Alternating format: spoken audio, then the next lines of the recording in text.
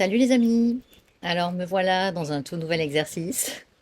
La nouvelle version de moi m'invite à apporter mon témoignage. Ça fait quelques jours que je ressens cet élan. Et là, en fait, je me lance. Je ressens le besoin urgent de partager mon témoignage. Donc comme certains d'entre vous le savent, donc, j'ai vécu un éveil spirituel brutal en mars 2019. Avant ça, j'étais une personne athée. Je ne croyais pas en Dieu. Pour moi, Dieu, c'était dans ma tête, comment est-ce qu'il peut autoriser les guerres, les famines, les enfants maltraités. Donc, pour moi, Dieu n'existait pas. Je croyais par contre qu'on n'était pas les seuls à vivre dans l'univers, mais c'était à peu près tout dans le domaine spirituel. Donc, le spirituel était totalement absent de ma vie. Donc j'étais bien ancrée dans ma petite vie matérialiste, donc jusqu'à cette vision d'OVNI donc en mars 2019 que j'ai raconté à plusieurs reprises dans mes vidéos. La plus récente de mes vidéos qui en parle, c'est comment je suis devenue disciple de Jésus. Et donc, à partir de cette vision d'OVNI, se sont enchaînées des épreuves, des expériences de vie pas très agréables. Notamment le fait donc de faire une bouffée délirante aiguë. Donc ça s'est déclaré quelques jours après ma vision d'OVNI. Et à partir de ces bouffées délirantes aiguës, donc j'ai été diagnostiquée bipolaire, puisque donc j'en ai fait 3 au total. Donc on m'a administré, on a essayé de m'administrer plusieurs traitements pour éviter les rechutes, en sachant que je n'ai eu aucune séance de psychothérapie ou avec les psychiatres qui m'ont pris en charge à l'hôpital. Personne n'a essayé de comprendre ce qui aurait pu causer cet événement, sachant que jusqu'à l'âge de mes 44 ans, l'âge à laquelle j'ai fait ma première bouffée délirante, je n'avais eu aucun antécédent psychique. J'étais aucune forme aucune forme de désordre psychique. J'étais saine d'esprit, ce que je croyais. Et donc, là, toute ma vie s'est effondrée, tout s'est écroulé. Donc, j'ai perdu tous mes repères. Donc, c'est comme si il y avait une grosse levée de voile pour moi qui me montrait qu'en fait, jusque-là, je vivais dans une illusion. Et ça a été radical dans tous les registres de ma vie, que ce soit professionnel, social, personnel, sentimental, enfin tout y est passé. Tout est passé au crible pour que finalement je plonge dans cette nouvelle réalité qui m'était montrée et que je me départisse de l'ancienne réalité qui jusque-là était illusoire. Et donc ma question c'était, est-ce que ce que j'ai vécu dans cette vision d'OVNI était vrai ou pas? Est-ce que j'ai halluciné ou pas? Et la conclusion c'était que non, j'ai pas halluciné. Mais surtout la deuxième question c'était pourquoi moi? Pourquoi est-ce qu'il m'est arrivé ça? Et donc c'est là qu'a commencé ma quête de vérité, ma quête spirituelle, où en fait j'ai cherché Dieu. J'ai cherché Dieu et en fait je ne l'ai pas trouvé tout de suite. Et c'est ce pourquoi je fais cette vidéo. Donc très rapidement, en fait, Jésus s'est montré à moi. Euh, donc voilà, j'ai eu ma vision d'OVNI en mars 2019 et un an plus tard, en avril 2020, je ressens la présence de Jésus. Alors déjà, je reçois un message de lui, personnel, quelques mois après ma vision d'OVNI. Je garde le message pour moi. Et puis, donc, il se manifeste à moi au moment du confinement, en mars ou avril 2020.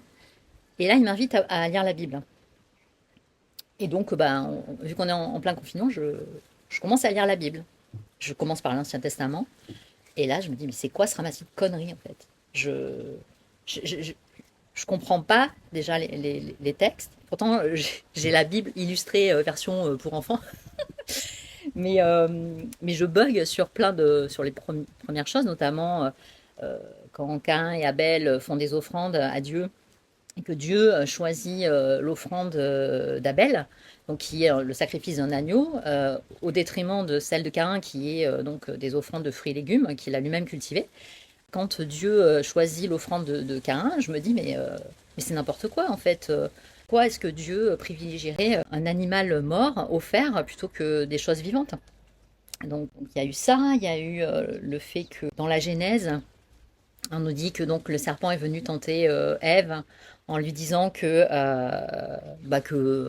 elle encourt aucun risque à vouloir goûter du fruit de l'arbre défendu, qui est donc l'arbre de la connaissance du bien et du mal.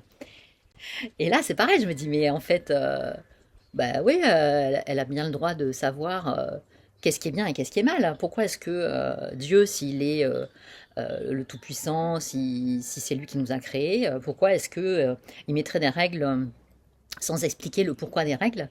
Et surtout, est-ce qu'il voudrait vraiment laisser sa création dans l'ignorance de sa vraie nature?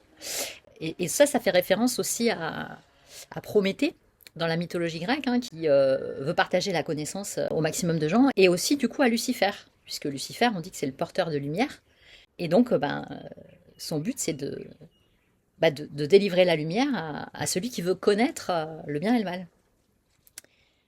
Et donc je laisse tomber la Bible tout de suite en suivant, en disant de toute façon c'est un texte de gros machos, on parle que des mecs, ça fait pas sens, donc voilà. Et je me rappelle à l'époque, j'avais mon ami Noël qui me disait, mais en fait, tu comprends pas la Bible parce que t'as pas l'Esprit Saint. Et moi, j'étais là, non mais c'est bon quoi. Pour qui elle se prend en fait? Moi, j'ai peut-être pas l'Esprit Saint, mais je pense que quand même, je mène une vie où j'ai des valeurs, où je veux le bien de mon prochain, où j'essaie de comprendre pourquoi on en est là, pourquoi est-ce qu'on vit un tel chaos. Où j'essaie de transformer ma vie de telle sorte à redevenir un petit peu maître des choses, au moins dans ma vie, mais sans vouloir marcher sur les autres. Donc je trouvais ça assez arrogant qu'elle me dise ça, mais c'est parce que j'étais complètement dans l'ego. Et surtout encore, donc je suis tombée dans une doctrine, sans le savoir en fait, la doctrine donc de la gnose luciférienne, plus largement appelée aujourd'hui le New Age. En fait, ce mot gnose luciférienne, je suis tombée dessus il y a quelques jours. Ça a été un déclic pour moi. La gnose, c'est la connaissance de soi. Ça fait référence notamment à la fameuse citation de Socrate: connais-toi toi-même et tu connaîtras l'univers et les dieux, que j'ai beaucoup cité justement en faisant référence à mon propre parcours. Et là, ce matin, justement, je viens de mettre à jour mon site internet et j'ai décidé d'effacer cette citation parce elle ne me parle plus. En fait, la gnose luciférienne ou le New Age, donc je suis plongée dedans, mais alors vraiment la tête la première, donc au moment où je cherchais la vérité. Et puis souvent, j'entendais dire oui, mais il y a autant de vérité que d'individus sur Terre, la vérité n'existe pas, c'est quelque chose qui est très subjectif, etc., etc. Et donc ce que m'a incité à faire la gnose luciférienne, c'est à croire que nous sommes tous des êtres divins, que nous avons des pouvoirs surnaturels qui nous ont été enlevés par manipulation génétique, et que au fur et à mesure que la planète Terre ascensionne, nos codes ADN sont réactivés et que nous allons pouvoir voilà, retrouver nos super pouvoirs de Dieu vivant sur Terre. Et aussi, donc, il y a en fait, je partage ce témoignage parce qu'il y a tellement de subtilité à comprendre dans la manipulation. Bon, on est tous d'accord pour dire qu'on est à la fin des temps, qu'on est en train de vivre l'apocalypse. Et bien évidemment que les forces sombres savaient très bien, d'un point de vue astrologique, que cette phase arriverait. Et donc, je pense que la gnose luciférienne a été créée pour égarer les brebis dans leur quête de foi, de sagesse et de reconnexion au divin. Et donc là où la subtilité est vraiment énorme, c'est que je sais que pour beaucoup, on est des rebelles. Moi, je sais que donc, mon prénom de naissance, c'est Annabelle. Et j'ai une amie qui, il y a quelques années, enfin, arrêtait pas de dire, oui, de toute façon, toi, t'es Anna Rebelle. Donc voilà. Moi, je trouvais que finalement, cette histoire de Lucifer, ben, il était assez sympathique à mes yeux. Surtout qu'en plus, Netflix nous le rend encore plus sympathique, dans le sens où il se rebellait face à une autorité qui est considérée comme étant abusive de la part de son père. Et moi, c'est vrai que quand j'ai lu les premiers versets de la Bible, dans la Genèse notamment, je me suis dit, mais en fait, ce Dieu-là, en plus, il dit qu'il est un Dieu jaloux, qu'il faut lui témoigner son allégeance, son obéissance, sans quoi il frappera, en fait, du poing. Et pour moi, c'était à l'encontre de mes valeurs, en fait. Pour moi, je pensais que ce qui pouvait nous délivrer par rapport au chaos dans lequel on vit, c'était le fait de retrouver notre autonomie, notre liberté de penser, et notre souveraineté, et donc devenir nos propres maîtres. Et c'est ce que la gnose luciférienne nous laisse croire. Donc, elle utilise plein de canaux différents pour nous faire croire que la vérité sur notre vraie nature d'être divin, elle est cachée, elle est secrète. Il faut aller la chercher, il faut décoder des choses voilà qui sont dites à demi-mot et encore même pas dites vraiment. Donc c'est pour ça que on va voilà s'intéresser à l'alchimie, on va s'intéresser aux cristaux, on va s'intéresser donc à la médiumnité, puisque moi du coup je recevais des messages quand j'ai eu ma vision de venir, alors qu'avant je me considérais pas comme, enfin je me considérais comme une moldue. Et sauf que en fait, ça Jésus le dit dans la Bible, hein. Méfiez-vous, enfin, Satan se déguise en ange de lumière, en fait. Et c'est vrai que quand moi je me suis mise à canaliser des messages, je ne savais pas de qui je les canalisais. Alors je recevais des noms, mais en fait la manipulation, elle est tellement facile quand on reçoit des messages et on ne sait pas de qui ils émanent. Et donc je me suis rendu compte que justement, la mouvance New Age utilisait beaucoup les gens qui développaient ces nouvelles facultés de réception, en bien évidemment enrobant les messages de lumière, entre guillemets, sous l'égide de oui, vous êtes vos propres maîtres, vos propres sauveurs, c'est à vous de faire le travail, vous devez vous libérer de vos parts d'ombre. Alors, en plus, c'est là où c'est très subtil, c'est que dans le New Age, il y a 99% de vérité. C'est comme dans l'amour aura, quoi. C'est-à-dire que ça parle d'amour, ça parle de libération individuelle, de nettoyage, de guérison, etc. Et donc c'est pour ça que moi-même, je suis tombée dans le panneau, en fait, parce que je me suis dit, oui, c'est très vertueux tout ça, en fait. L'idée, c'est de retrouver nos propres pouvoirs sur nos vies. Et donc, il n'y a pas de mal à ça, en fait, surtout quand on essaye de porter des valeurs d'amour, de fraternité, de solidarité, etc. Et donc la deuxième hypocrisie dans cette gnose luciférienne et New Age, enfin, bon, on retrouve aussi dans les confréries comme les sociétés secrètes, voilà, bon, je ne vais pas la citer, mais voilà, la société secrète qui gouverne le monde, on la connaît. Eh bien, voilà, tout est secret. Donc, il y a les étages supérieurs, donc ceux qui sont dans telle loge, ont interdiction de révéler aux loges d'en dessous ce qui se fait dans les loges du dessus. C'est pour ça qu'on arrive à des 33e degrés qui font du mal voilà, aux enfants qui sont zigouillés dans des processions abjectes, donc sataniques. Et bien évidemment, la majorité des gens qui sont dans ces sociétés secrètes, au bas des pâquerettes, sont dans l'ignorance absolue de toutes les saloperies qui sont faites au-dessus. Et pensent faire le bien en s'enrichissant, en découvrant des textes sacrés, secrets, qui témoignent de nos origines, etc., etc. Et donc, en fait, je parle de ça parce que, pour ceux qui me suivent, vous savez que en fin d'année dernière, j'ai eu une méga révélation parce que, donc moi, à partir du moment où je suis rentrée dans cette doctrine, parce que c'est vraiment ce mot que j'ai envie de dire, le fait de nous faire croire qu'on peut tout faire, en fait, qu'on est des êtres omnipotents et que c'est juste une question d'activation de nos super pouvoirs en fonction de la vitesse à laquelle on va faire le nettoyage à titre individuel, on va se guérir de nos blessures d'enfants, de nos parts d'ombre, des choses qui étaient cachées en nous et qu'on a découvert et qu'on a réussi à transmuter, etc., etc. En fait, c'est pas Dieu, ça. En fait, c'est juste ça que je veux dire. Ce n'est pas de Dieu. En fait, tout ce qui nous laisse imaginer qu'on ressent des choses, on ressent les énergies hyper puissantes, de manifestation, de machin, de lumière, etc. Ça, c'est pas de Dieu, en fait. Et je peux vraiment en témoigner parce que moi, je suis montée très haut dans le délire, au point de faire une bouffée délirante aiguë, donc je sais de quoi je parle, où là, j'étais complètement en état de grâce, mais aussi, en même temps, j'étais plus dans mon corps. J'étais manipulée par les forces sombres parce que une des choses vraies que j'ai reçues en canalisation, c'est que la lumière attire l'ombre. Et ça, justement, Satan le sait, l'adversaire, le malin le sait. Et donc pour tous les êtres de lumière, tous ceux qui pensent avoir une mission comme moi voilà, je sais depuis toute petite que ici c'est pas chez moi, je me sens pas du tout à ma place dans ce monde, sur cette terre, et que donc forcément c'est pas possible que je sois venue juste pour ressentir ça en fait. Et donc je pense qu'on est nombreux à sentir qu'on a une mission de service public à mener.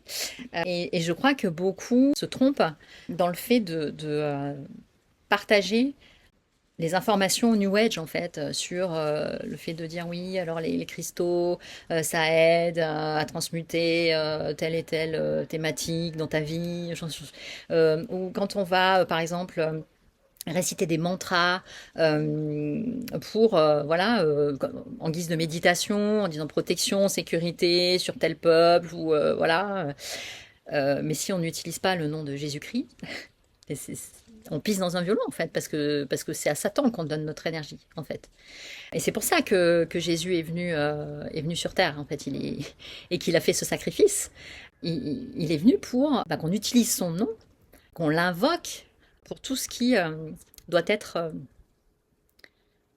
guéri dans nos prières en fait si on dit pas au nom de Jésus mais en fait voilà et puis c'est pareil il y a pas plusieurs dieux il y a qu'un Dieu en fait c'est le Père de Jésus en fait hein.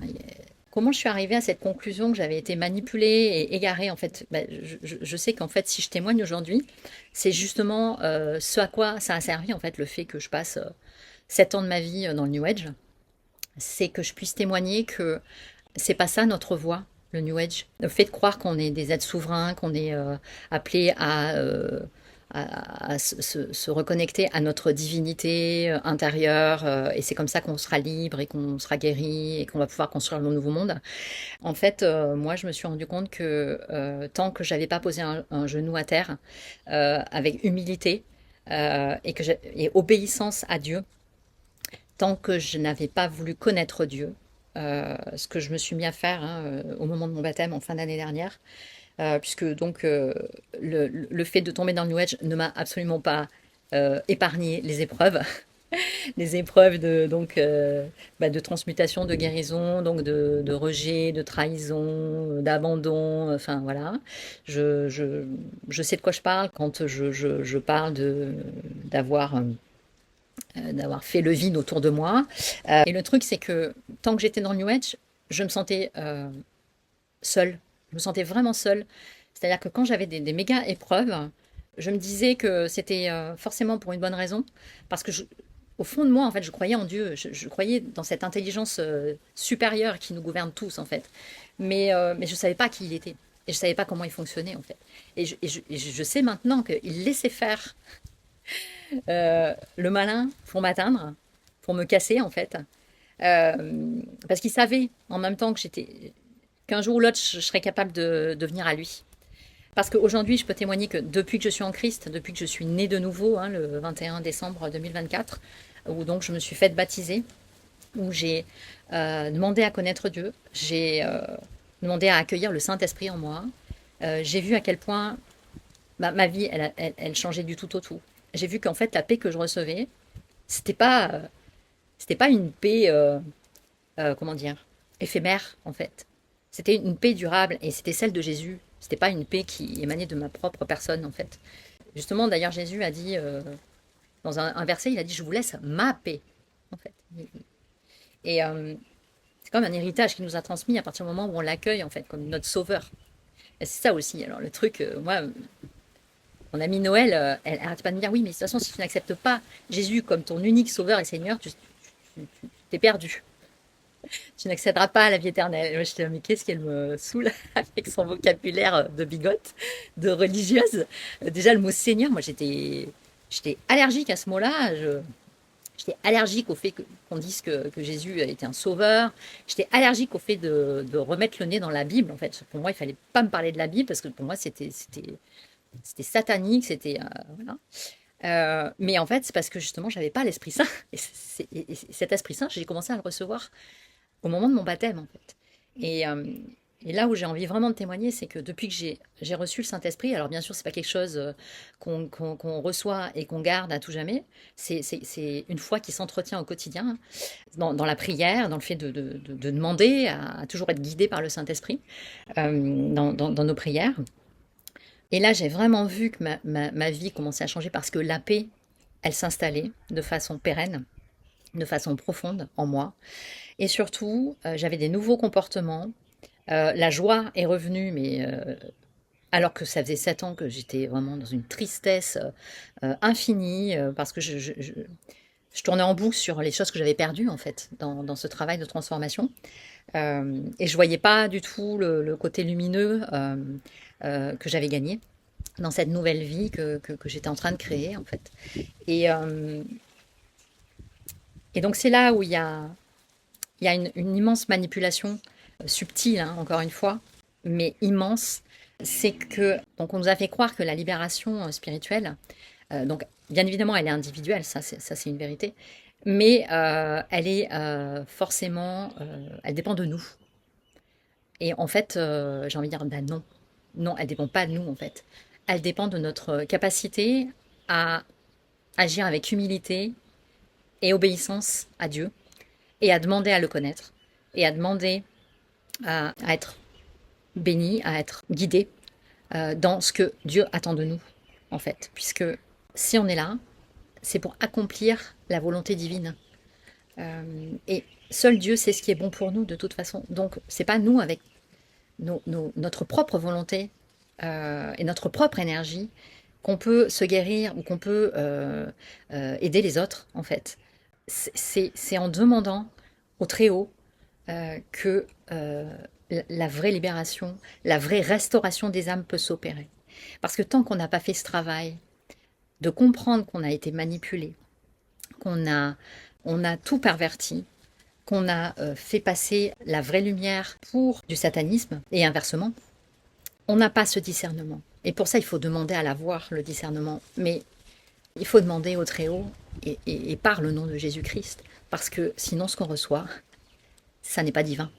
En fait, c'est juste une illusion de plus. C'est Satan qui se joue de nous et qui nous laisse nous perdre dans ce labyrinthe très confortable, parce que très flatteur pour notre ego, en fait, de croire que notre libération dépend avant tout de nous.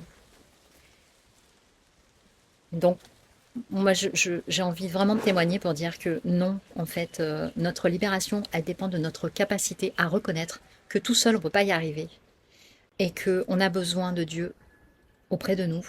Et c'est pas pour rien que depuis plusieurs siècles maintenant, il y a eu des apparitions surnaturelles un peu partout dans le monde.